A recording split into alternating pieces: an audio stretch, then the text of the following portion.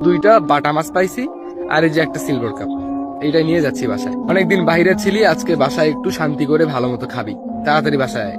আমি বললাম আরে বাবা আমি ওইদিকে যাবো না, এই এমনি একটু আশেপাশে ঘোরাঘুরি করে বাসায় যাচ্ছি, তুমি বাসায় যাও, চিন্তা করিও না। তারপরে আমি বাবাকে ওখান থেকে পাঠিয়ে দিলাম, বাবা চলে গেল।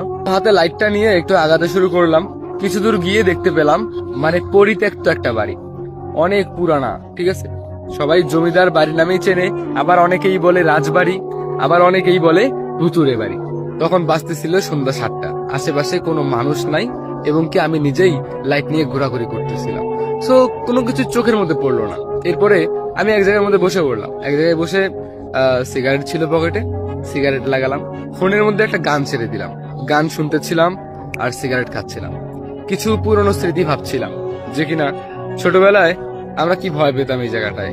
মানে দৌড়াদৌড়ি করতে আসতাম, কেউ একজন ভয় দেখাতো, আবার খুব দৌড় দিয়ে বাসায় চলে যেতাম। মানে এতটা ভয় পেতাম এইসব ভুট্টুতে। আর এখন এইসব ভুট্টুতে কোনো কিছু বিশ্বাসই হয় না। তো যাই হোক, এরপর সিগারেটটা শেষ করলাম, গান শুনলাম। তো হঠাৎ করে না আমি একটা শব্দ শুনতে পেলাম। কিসের শব্দ জানেন?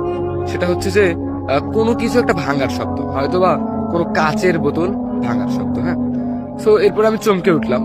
চমকে উঠে ভাবলাম যে এটা কি আমার মনের ভুল, নাকি আসলেই কোনো কিছু ভাঙার শব্দ হয়েছে বা কেউ কোনো কিছু ভাঙছে।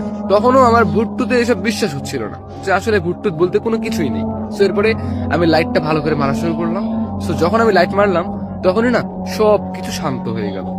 এরপর আমি কিছু অনুভব করতে পারলাম যে রাজবাড়িতে কেউ না কেউ আছে, যে কিনা এরকম আওয়াজ করতেছে।